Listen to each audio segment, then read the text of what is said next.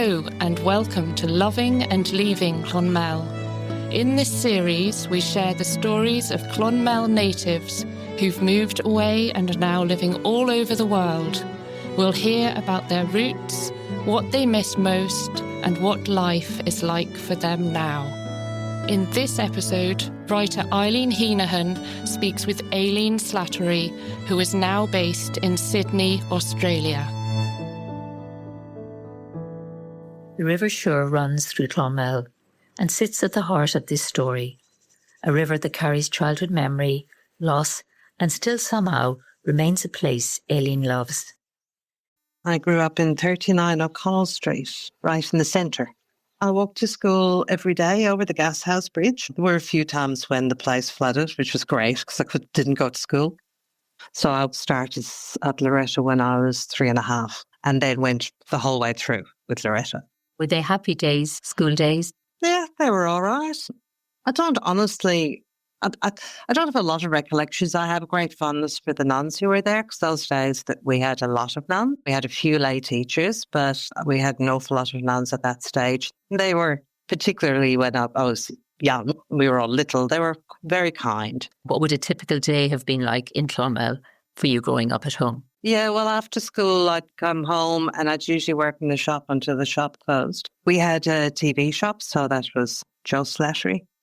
And then, depending on my age at the time, I suppose, I'd go out doing one of my Red Cross activities, or I'd be going to the choir or something like that. When I was younger, there weren't many kids my age around in the street. So there wasn't an awful lot of socialising because you couldn't just pop next door to see your friend because there weren't any. So I didn't do a lot. I used to work in the shop on a Saturday. On the Sunday, as I got older, I also had little dogs, so we'd take my dog for a walk down by the river, which is always nice.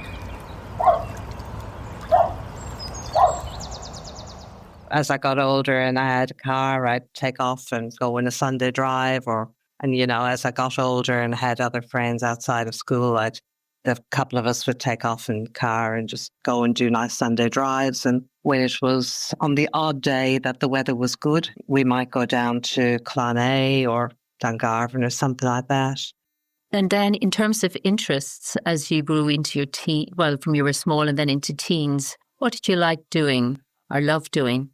I was always into music. I was in the Peter and Paul's choir for many years with Mrs. Russell at the helm. And then as I got older, I joined the Red Cross. I started that in there when I was about 16, and basically I kept going with that until I left Ireland. It's another wonderful act of service. It sounds like community is very important to you. Yeah, and I was really active in it, but it was also fun. I mean, it was all, people your own age group doing things which were positive. And yes, I suppose helping others. But we had an awful lot of fun as well. So I wouldn't like to come across as too charitable. There was lots of fun attached to it as well. And it kept you busy. How about your family, the family that you grew up in? Did your parents come from Clonmel? So my dad came from Clonmel. He and his family lived in Glenconner. He was one of 9. And my mum originally came from Sligo and they met in London. Then they ultimately moved over to Canada for a few years. And then they came to Clonmel and stayed there. So that was a long journey, really, to come back home. Yes. What were your parents' names, Aileen? Joe and Sheila Slattery. And were there many children in the family? They originally had, their first son was Sean, who was born in Canada, and he came back with them when he was about 3.5. Unfortunately, he drowned in the river behind our house when he was 4.5. That must have been that was an enormous tragedy. Oh, it was huge. It was huge. And I think it affected the community. I know it affected a lot of our neighbours. I remember being quite young and lots of neighbours coming in all the time and talking about Sean. And yes, it was awful. Yeah, the fact that it happened in the river behind the house added to the tragedy of it all. And they got through it as best they could. But of course, it's not something that they would have ever recovered from. Very, very sad. And My sympathies to you, because that never leaves, that sort of grief. You live with it, but you don't ever forget. Oh, God, no. No. I think it followed them both through the rest of their lives. And this happened before you were born, Aileen? Yeah, that was in September 63. Mum was pregnant with my brother Paul. She was 8 months pregnant at the time with my brother Paul when it happened.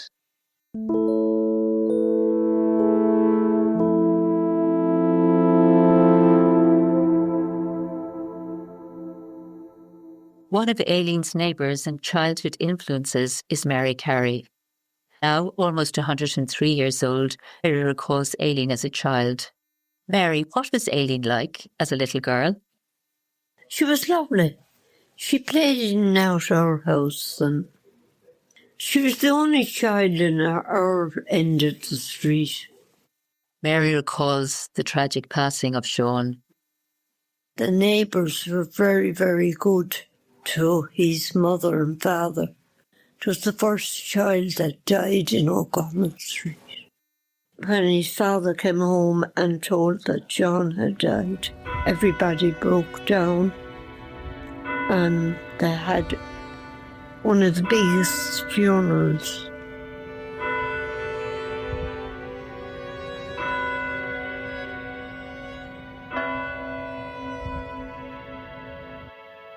Perhaps it was the weaving of all of this, the place, the loss, and that quiet strength that made it possible at 21 to leave and begin a life on the other side of the world. But why Australia? I had an aunt in Melbourne called Aileen. Obviously, I was named after her whom I'd never met. So I wanted to visit her. All my friends were leaving and they were going to England primarily and the States. And I basically didn't want to be the last one left. So I took off and just kind of went further than everybody else. So my plan was to go out and do the 12-month working holiday visa and then come back home. But I never quite committed to staying here, but I never quite got home. I was very lucky when I got here. The place I ended up working in Sydney sponsored me for residency, and that made it very easy. I met a lot of great people here very quickly once I was in Sydney, and they became very firm friends, and they're still my friends today. And I think it was as a result of meeting them that I really kind of wanted to stay. Wow. It feels like you, on a level, came home to yourself in another way when you arrived in Sydney.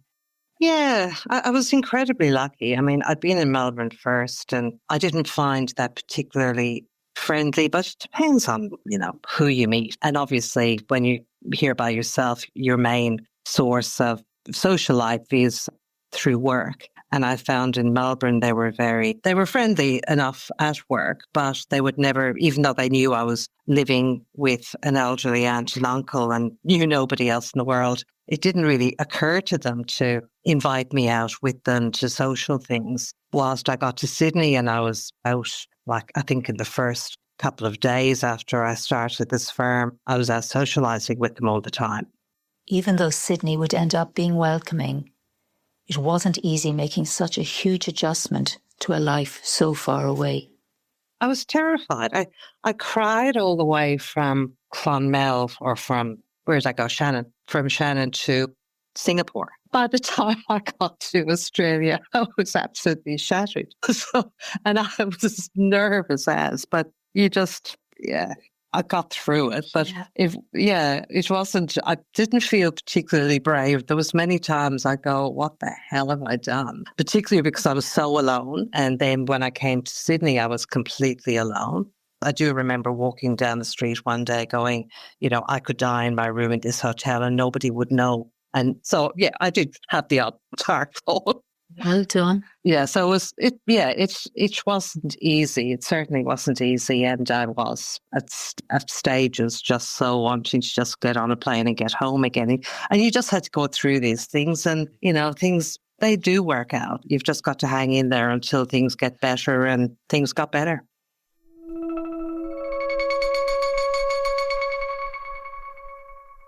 Did you work as a legal secretary in Sydney? I did.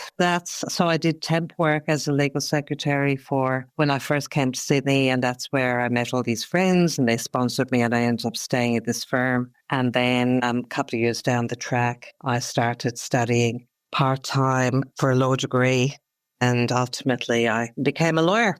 So I basically do all the divorce work actually for parties in relation to property settlements and parenting issues, and these days lots of prenuptial agreements and all that lovely stuff. So I get screamed at lots by my clients.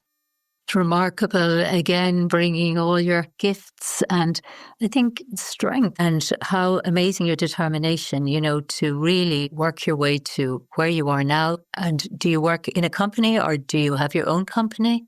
I've got my own firm I'm in partnership with 3 others, and there's about 20 of us all up now. So yeah, that's been going for a long time.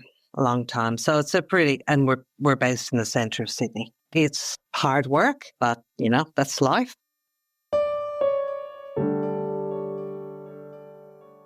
And did you continue your love of music as you moved through your life?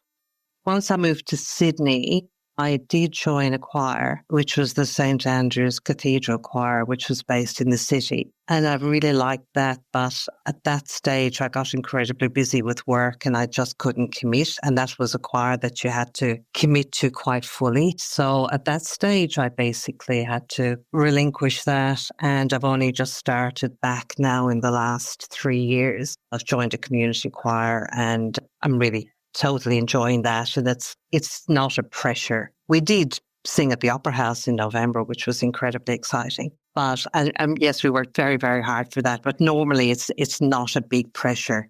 You come when you can. If you're not able to go, it doesn't matter. So I'm quite enjoying that. That's a lot of fun. I've made some new friends again, which is fun.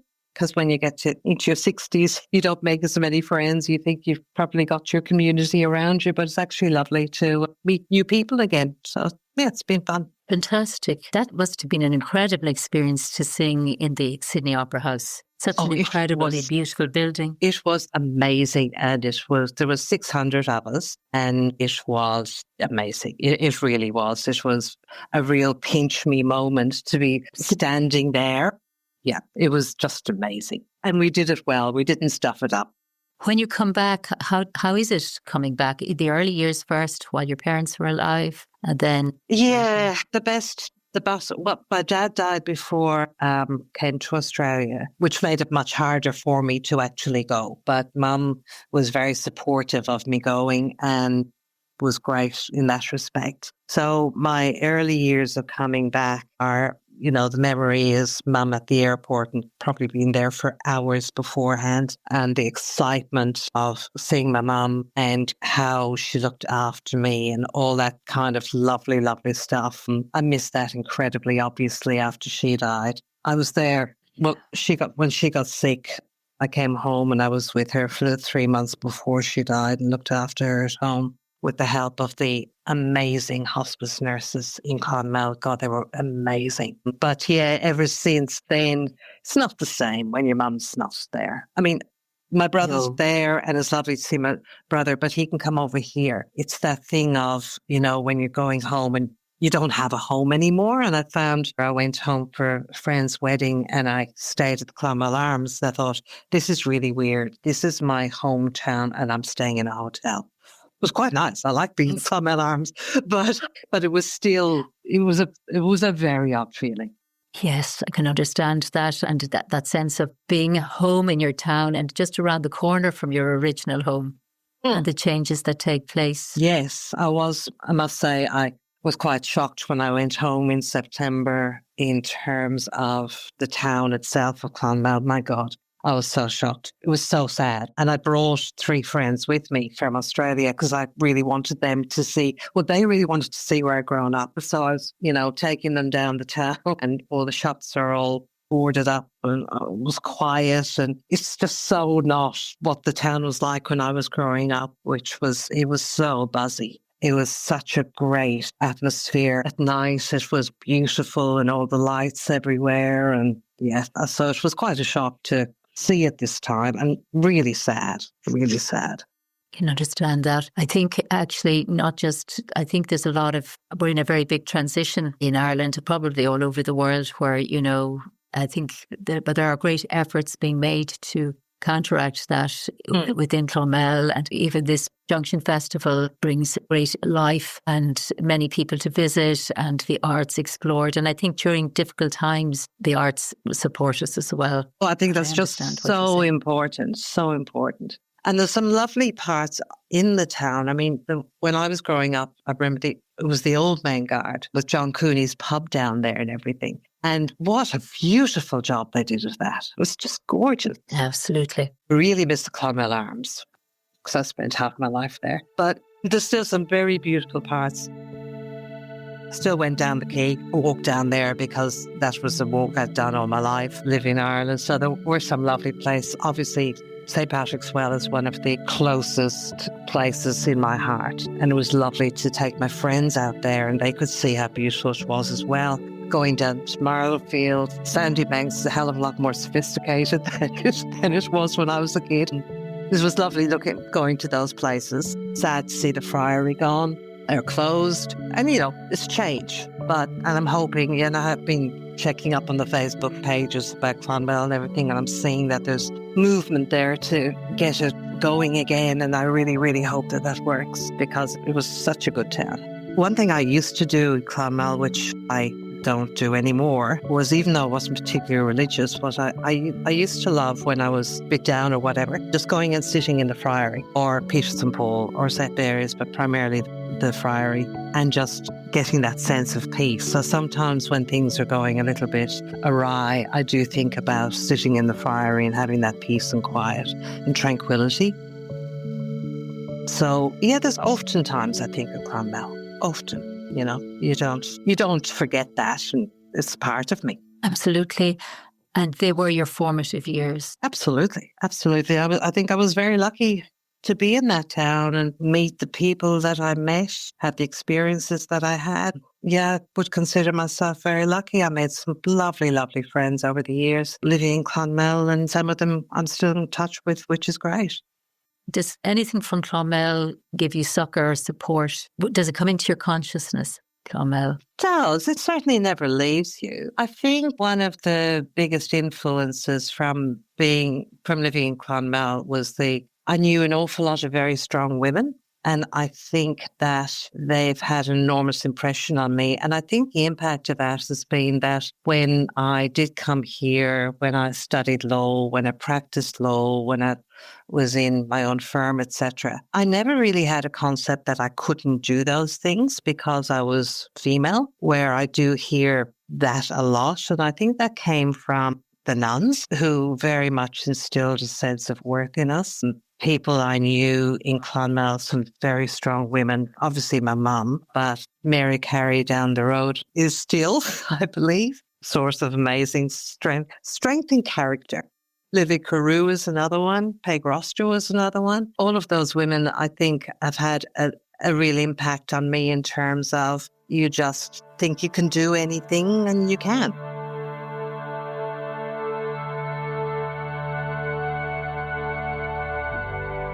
And do you think living overseas permanently, has that increased your sense of identity as being Irish? Yes, I think so. Because, I've been here 39 years, and if I go back home, I am accused of having lost my accent. But here, people pick up my accent still. I identify as Irish first, and then Australian. I'm Jewish citizen, I have both, but I identify my pride is in being Irish first. It's also very handy in my job, because when I'm dealing with very difficult other lawyers, particularly older men, and I bung on the Irish accent, it works a treat. So I still use that to my advantage. And almost everybody's got an Irish relative. So you're able to get in, you're able to kind of, they can't be nasty to you when you're kind of going, that name, you must have some relatives in Ireland, or you must have an Irish background or whatever. they can't keep being nasty to you. So it works beautifully. You work magic as well, Aileen. Yes, I think that bit of Irish really helps enormously.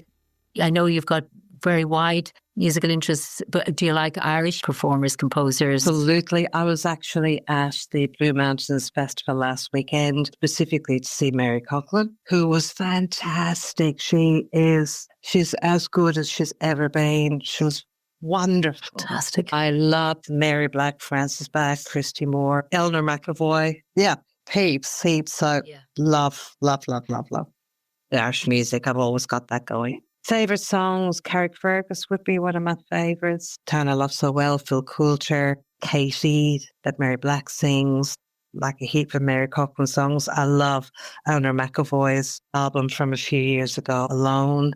There's so many. Yeah, so I frequently sing, well, I sing some of them, but no, I enjoy listening to it a lot. But the sea is wide, and I cannot swim over, neither have I the wings to fly. If I could find me a handsome boatman to ferry me over to my love and die. Brilliant. Do you play an instrument? I play guitar very basically. I taught myself the basic chords a few years ago, and to be honest, I haven't picked up the guitar in a long time. I think it's somewhere in the house, probably with cobwebs. But yeah, so I used to do that. I used to play piano. I'm pretty bad now. I'd have to start from scratch all over again, I think. So I don't really, and I haven't had time. I mean, I've had 30 years of a really, really, really full-on legal career, and an awful lot of things went by the by because I simply didn't have time. And it's only the last couple of years where I'm actually forcing myself to make the time to start enjoying things I really want to do, like going back to choir and things like that.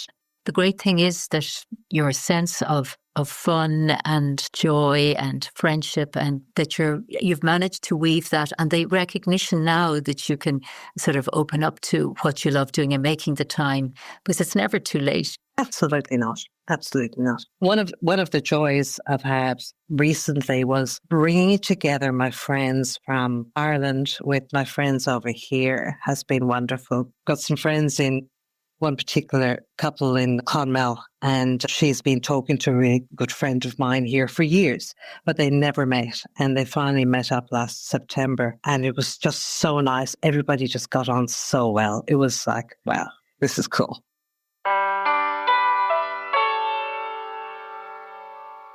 Just thinking about your strengths, Aileen, which are many, what do you think that you brought from what was developed within you from Clonmel? Obviously, the sense of women being very important in your life.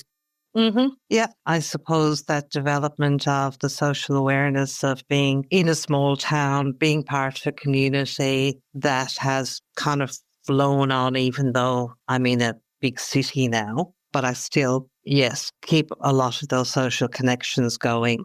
I like to mentor other girls and basically try to instill in them that sense of worth and that, confidence that they can do anything. I think that's really important. I think I have a sense of, I'm fairly pragmatic and down to earth. I think that comes from being Irish. I think sense of humour is very Irish. I suppose an inherent sense of confidence, having come again from a smaller community and being part of that community. I love the peace and tranquility. I appreciate all of that from being in Clonmel. I regularly think about those quiet places. We used to look up at the Holy Cross from where I lived in O'Connell Street, and the Commerce and all the beauty that surrounds you. I think with appreciation for beauty as well. Did you bring anything from your childhood home that's still with you? Yes, I've got my Clonmel scrapbook. I took that with me from home. I have the koala that my Auntie Aileen brought over from Australia when I was 5 months old. I brought that back to Australia and I still have that. That's an amazing journey for the koala. I had a very, very amazing journey. He hasn't got any eyes or anything anymore, but he's still hanging in there. He's much loved. Much loved. I had some lovely pictures, sketches of the town that my mum sent out to me many years ago. And they're sketches of the old main guard and St. Patrick's Well and the Friary. And still have them. Got my parents' wedding album, stuff like that. So yeah, there are things, and every so often I'll still bring out the Clonmel scrapbook, which is a very old version. Yeah, so I still absolutely have things from then. Wonderful. That's gold, as they say, pure gold. Well, I was the lucky one, wasn't I? I think it is how we see things as well. And I do think that Sean, while you didn't know him here on the physical plane, there's a sense that he has been a very strong influence. You do know him on a level. And then as the hearts who did know him here and loved him dearly, when they break, like, you know, the line from Leonard Cohen, where the crack comes, the light enters. Yep. And I don't think you ever lose that. You can't lose it because it's open. You've been opened. Yeah, I think that's right. And I suppose it's just part of you. Yes. You know, something I haven't really spoken about Sean in years, because it's just part of you. It's not anything that you go out and say, oh, by the way, did you know what happened to me when I was young? Yeah. It's you know, it's nothing really that I think about on a day-to-day basis, but I still have his photograph in my bedroom, and as well as my kind of got this row of dead people. Yes. My mother and my father and my brother, etc. And yeah, and I look at all of them very fondly. So thank you so much, Aileen, for joining me with this podcast, and wishing you great adventures in the times ahead, and goodness and radiance of health. Well, thank you so much for having me. It's been lovely. Good luck with the festival. I hope it all goes amazingly for you all. Thank you so much, Aileen, and we will be linking in with you, and you know, you now are part of the festival. Cool. I like it.